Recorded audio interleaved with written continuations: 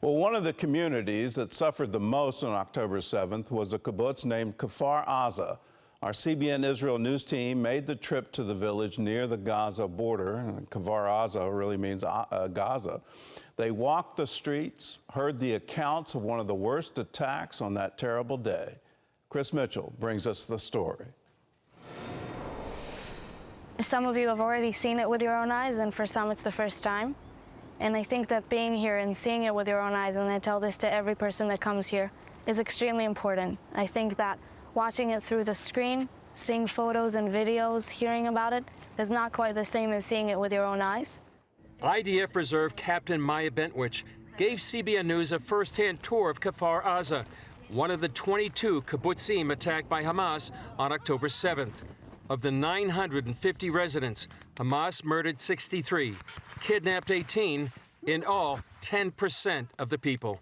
I'm going to try and take you back to October 7th, 6:30 a.m., where we have 15 minutes non-stop ongoing alarms that were alarming even for the people who lived here and were used to living under fire. Less than 30 minutes later, we have hundreds of terrorists infiltrating this very kibbutz. The estimation is 300 to 400. They come in by air with gliders, Buckeyes, by land with pickup trucks. Most of them had machine guns glued on them, set on automatic, and with motorbikes. And unfortunately come in very well prepared, and they just start shooting, rampaging, screaming and yelling in Arabic. They come in with guns, RPGs, grenades, bombs, and they just start shooting. And people are hiding inside their mamads. And this is what's going on. This is before 7 a.m. Now, we're going to be talking later about what a mamad is, but a mamad is supposed to be protecting you from bombs, from missiles, not from terrorists. And this is the reality of October 7th. We walked along what has become called the Street of Death. It's not just bodies. You would have dismantled bodies, bodies that were beheaded, that were raped, sexually assaulted, set on fire. Yeah. So this man and this dog survived October 7th, and she stayed silent, and they're now back here. We met Raphael on the way. So how did you survive?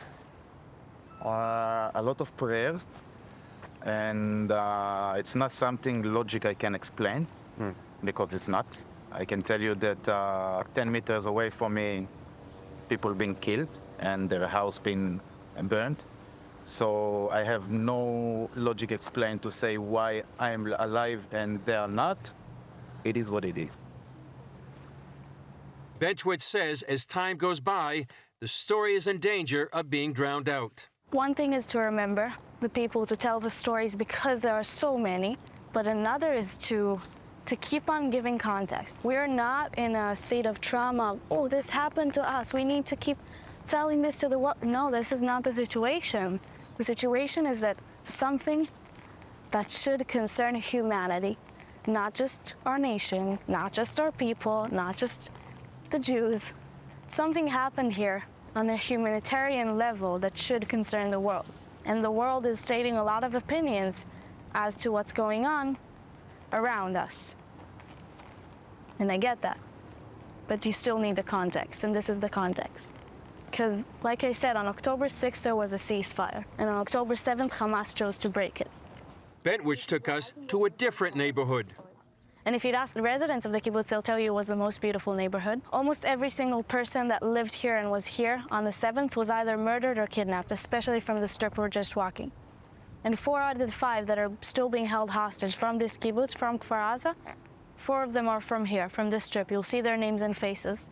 When you see the red writing on the signs, it means they were murdered, and when you see the yellow writing, it means they were kidnapped. With Gaza in the background, Bentwich talked about the second wave on October 7th. They were wearing regular clothes. They were not wearing the Nukhba forces uniforms. And they loot. But not only do they loot, they did a lot of the atrocious acts. They did the murdering, the raping, the sexual assault, the kidnapping. A lot of it was done by them. And then they go back. But the message you still see outside these apartments was not done by us. Most of it was not done by the terrorists. It was done by those who came to loot, by those Gazans. Many of the people in Kfar Aza believed in peace. We're talking about people that would go at least once a week to the Gazan border to pick up sick kids and women who had cancer, drive them to hospitals in the center of Israel so that they could get proper medical treatment. With their own cars, they didn't get paid for it. They did it out of the kindness of their hearts and out of the need, to build a better future because they believed in peace. We talked with Bentwich about her calling. I'm honored to be doing this because I think it's important for people to see it, and that as time goes by, it gets harder to see it and to understand, and especially what the world is getting, so we need to get it out there. Every person that comes here, I tell them when they finish here, and I'm going to say the same thing to you, that you're now ambassadors. You're not just a part of our heartbeat, you're now ambassadors, because seeing it with your own eyes is different. Well, CBN Middle East Bureau Chief Chris Mitchell is here with us now in our Virginia Beach studio. And so, Chris, you're now an ambassador of what you saw. What has been the impact on Israel? Well, hard to describe. There was a front page in the Jerusalem Post this morning with just the banner, October 7th, 2023. And he said, 1 year later, words still fail to capture what happened on that day. People are still reeling, still traumatized, still mourning, still grieving. Many of the hostages are still not recovered or their bodies. We've talked about Israel being a family. And almost everybody was affected by October 7th. They knew somebody that was kidnapped or murdered or that was called up into reserves almost immediately. Everybody in Israel has been affected by it, including ourselves. One of the things, by going to Kfar Aza, you see for yourself exactly what happened. And Maya says it very eloquently. As an ambassador, you've seen what happened.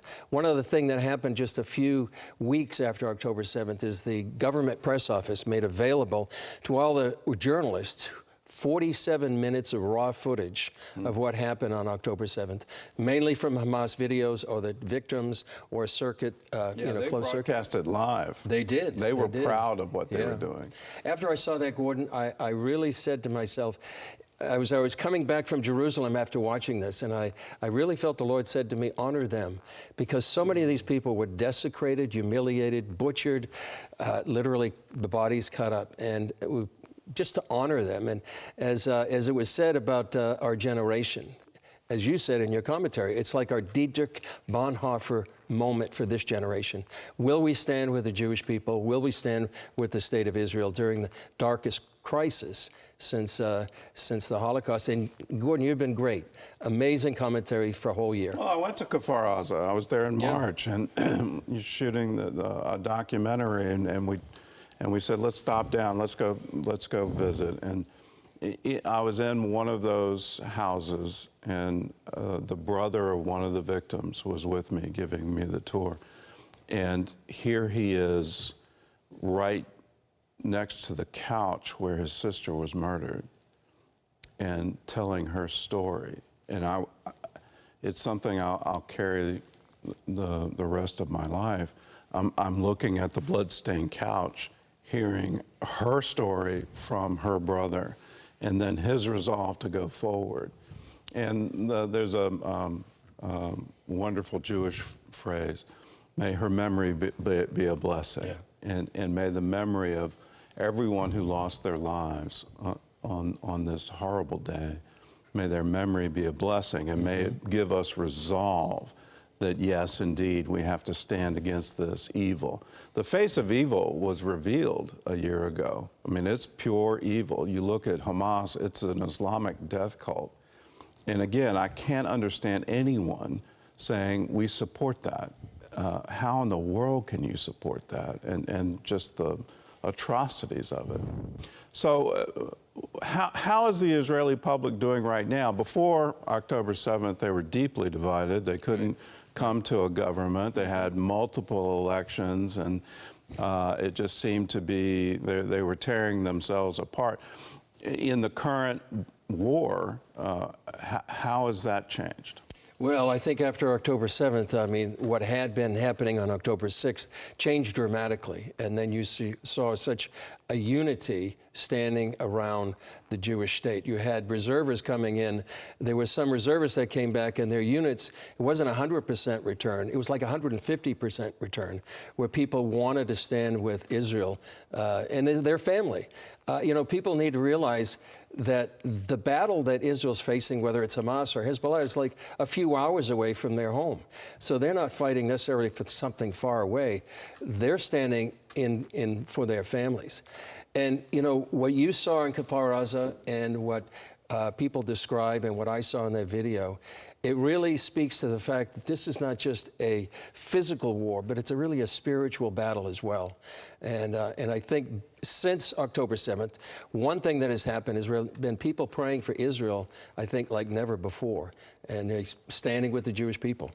What do you make of the current internet? I mean, whether you're talking about the UN, this just seemed to be constantly spouting anti-Israel resolutions. I mean, it just seems to be a continual stream. Yeah. And the latest for France to say the countries of the world need to withhold weapons from Israel. For me, it's mind-boggling that they would take that position. What do you think is going to turn the tide in the international community? I don't know that, but a lot of people think it is mind-boggling, myself included. And I think France needs to understand, the U.S. needs to understand, it's not just Israel's battle. They are on the front line, and this is something we've heard for the past year, Gordon. You know, it's not just Israel's battle. This is a battle against radical Islam. This is a battle against forces that want to destroy Western civilization, that want to destroy France, that want to destroy us here. We are the great Satan, as it said, and Israel's the little Satan.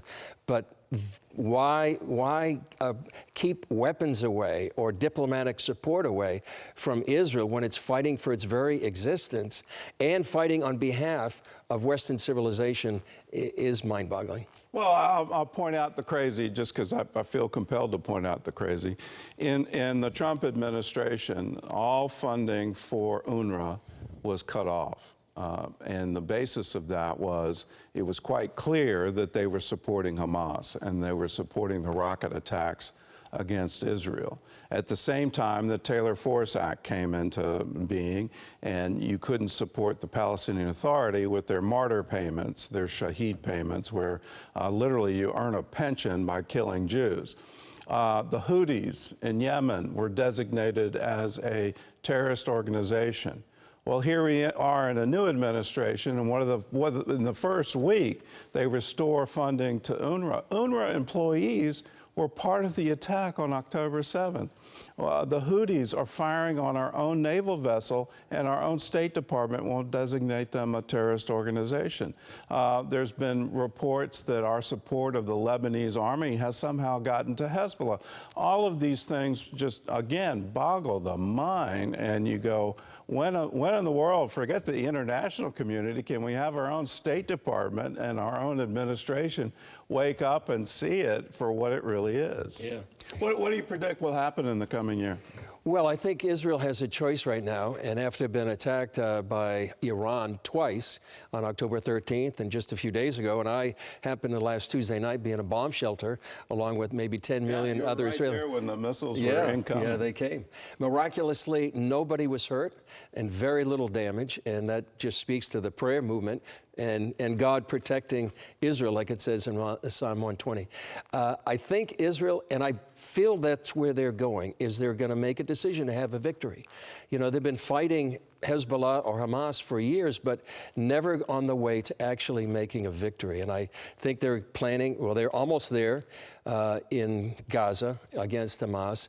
And it feels like they will go against Hezbollah, at least to have a security zone, a buffer zone from the Israeli-Lebanese border to the Litani River, like they had many, many years ago. Which the UN was supposed to enforce. Exactly. And they haven't. They haven't. And then the big goal is what to do with Iran. And I think that's a bit mind-boggling too, because they're asking for proportional retaliation by Israel after they've been attacked twice. So I think there's going to be something that they will do with Iran, whether it's the oil or the nuclear or even against the leadership, remains to be seen. Well, just think proportionally, if Iran launched 180 ballistic missiles against Europe, what would Europe's response be? If they launch it against us here in the U.S., well, what would our response be? Our response should be, let's stand with Israel. Our response, let's pray for Israel. Let's pray for total victory. And I'll echo what Netanyahu has said for a long time. This war could end if Hamas would unconditionally surrender, lay down their weapons, release all the hostages. This war can end. The pressure should be put on Hamas and not on Israel. Oh, Chris, thanks for your eyewitness account, and thanks for joining with us. Great to be with you.